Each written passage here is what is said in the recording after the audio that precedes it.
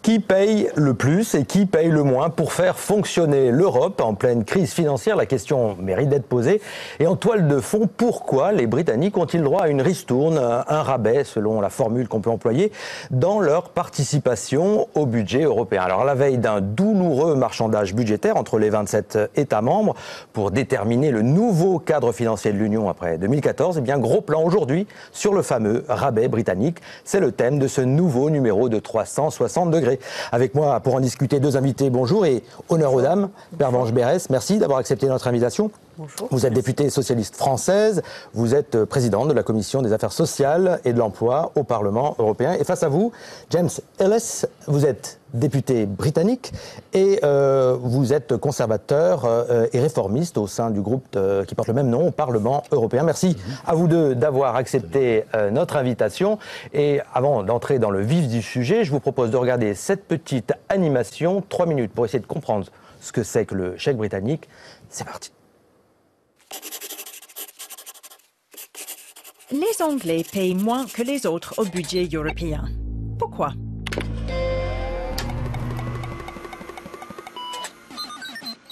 Aujourd'hui, le budget de l'Union européenne, c'est 140 milliards d'euros.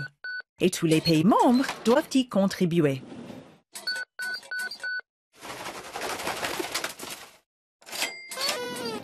Mais certains moins que les autres, c'est vrai.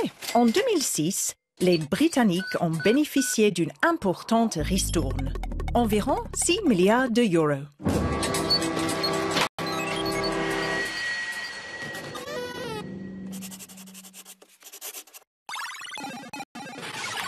Les Anglais parlent d'un rabais, d'une ristourne. Mais les Français, eux, parlent du chèque britannique. Autrement dit, les Français payent pour nous, les Anglais. Plus diplomatiquement, à Bruxelles, on appelle cela un mécanisme de correction ou une compensation budgétaire. Tout a commencé en 1984, au sommet de Fontainebleau, avec la célèbre déclaration de Margaret Thatcher. What we are asking is for a very large amount of our own money back. À l'époque, le Royaume-Uni avait des raisons de protester. Il était bien plus pauvre que les autres pays de l'Union. Pourtant, il mettait beaucoup plus au budget européen qu'il ne recevait en retour. En cause, le budget de la politique agricole commune, qui représente plus de 70% du budget européen. Ce sont les grands pays agricoles qui en profitent le plus. La France surtout. Our own money back. Our money back, our money back. Our own money back. Our own money back. D'accord, mais c'est quoi? Accrochez-vous. Our own money back. Our own money back. Le chèque britannique est une longue formule mathématique. Our own money back. Our own money back. Vous n'avez rien compris? C'est normal. Our own money back. Our own money back. En 28 ans, le calcul s'est terriblement compliqué. Le rabais britannique a souvent été très critiqué. Alors, on l'a souvent changé. Les pays les plus riches ont dit stop. Et ils ont, à leur tour, obtenu un rabais sur le rabais. En clair, depuis, ils payent moins que les autres la facture britannique. C'est le cas de l'Allemagne, des Pays-Bas, de l'Autriche et de la Suède. Et la France, c'est toujours elle qui reçoit le plus de la PAC. Mais sa contribution a augmenté. Et alors, ce rabais, c'est bientôt fini? Non, sans doute. Les Français et les Anglais ne veulent plus rien négocier. Plus tard. Maybe. Alors, c'est un débat qui n'est pas terminé, loin de là. James Ellis, une première question. Le montant, vous êtes d'accord avec ce chiffre? Le chèque britannique représenterait, donc sur la période 2007-2013, quelques 31 milliards d'euros, 26 milliards de livres sterling. C'est une belle somme, quand même. C'est-à-dire que c'est la compensation entre La raison pour laquelle ça existe quand on voit dans le film au premier lieu, c'est-à-dire que nous payons à peu près la même chose grosse dans le budget comme les autres grands États, mais nous recevons moins. Et ça reste toujours la même chose, que nous avons alors un paiement qui a doublé dans les dernières 3 ans, même si on a maintenant le rabais qui existe déjà. Donc, si ces chiffres sont assez considérables, quand on sort un chiffre comme ça, d'un budget total pendant ces 7 ans de 1 000 milliards, c'est un petit pourcentage qui est donné pour la chèque britannique. Pervenche Berès, vous, évidemment, vous avez un autre point de vue sur la question. Est-ce que vous pensez que, on l'a vu dans cette petite animation, il fut un temps où c'était sans doute justifié, aujourd'hui ça l'est un peu moins. D'ailleurs, les parlementaires français à Paris considèrent que ce n'est plus justifié. Vous partagez leur point de vue ? Dans le petit film, on voit que la formule mathématique est une formule très longue, manifestement très compliquée. Mais je crains qu'il y ait quelques données qui manquent dans cette formule longue et compliquée. Parce que je pense que quand on regarde la situation du Royaume-Uni aujourd'hui, on ne peut pas la comparer à ce qu'était la situation du Royaume-Uni en 84. Beaucoup de choses ont changé depuis.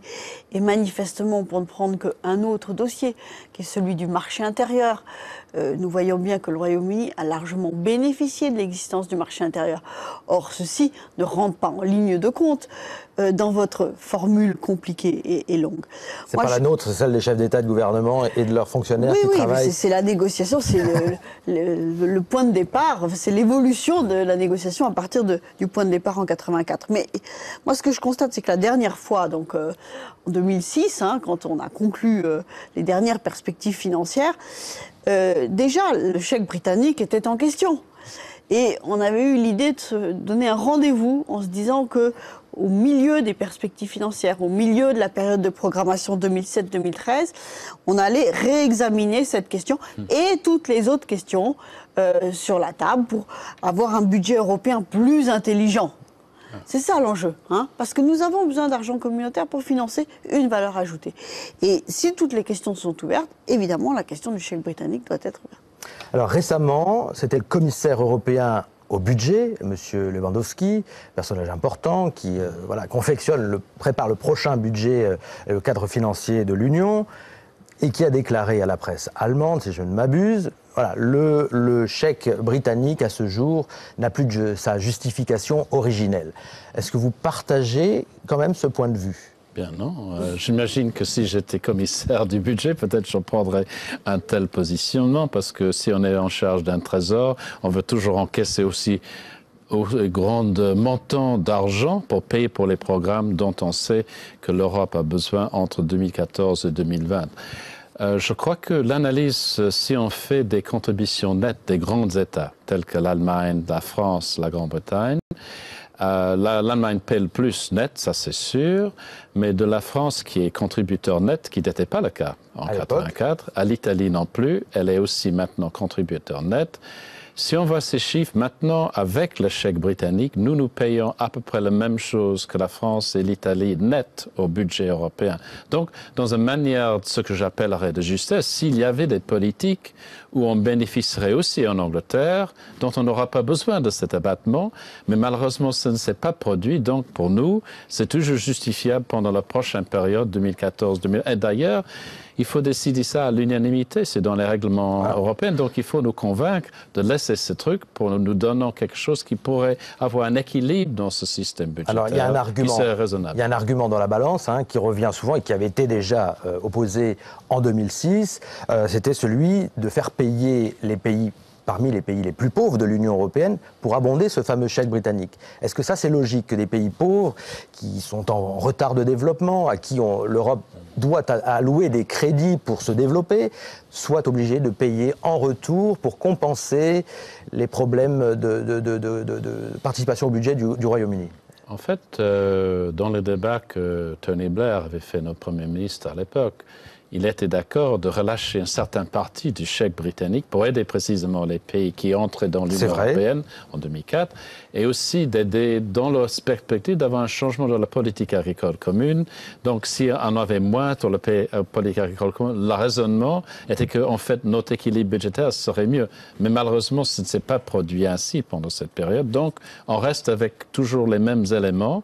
Et pour moi, en fait, dans ce débat budgétaire, il faut savoir comment financer les grandes politiques européennes et de savoir qu'est-ce que nous allons faire quand les niveaux de dette européens sont si grands que quand on disait que la Grèce a reçu un montant de budget de l'Union européenne dans 1 an et demi, c'est-à-dire les montants qui sont maintenant à discussion au niveau de l'Union européenne sont assez petits par rapport à ces énormes montants d'argent qui vont pour stabiliser le système européen monétaire. Si je comprends bien, vous dites quelque part, c'est anecdotique cette question, les enjeux sont beaucoup plus importants, concentrons-nous sur ces enjeux, ça va venir quelque part le chèque britannique, bon, c'est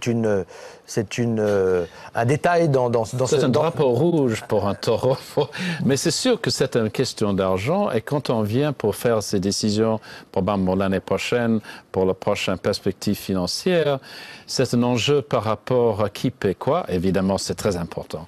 Mais pour moi, en fait, donc, quand on est maintenant au début des négociations importantes, je crois qu'il faut poser la question, qu'est-ce que l'Europe doit faire, qu'est-ce que l'Europe doit financer par rapport aux États nationaux pour faire fonctionner le système européen.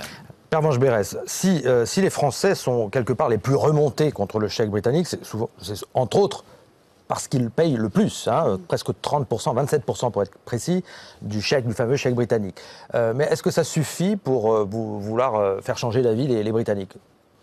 Mais vous l'avez dit depuis le début de cette émission, le contexte historique dans lequel le chèque britannique était institué en 1984 a largement changé.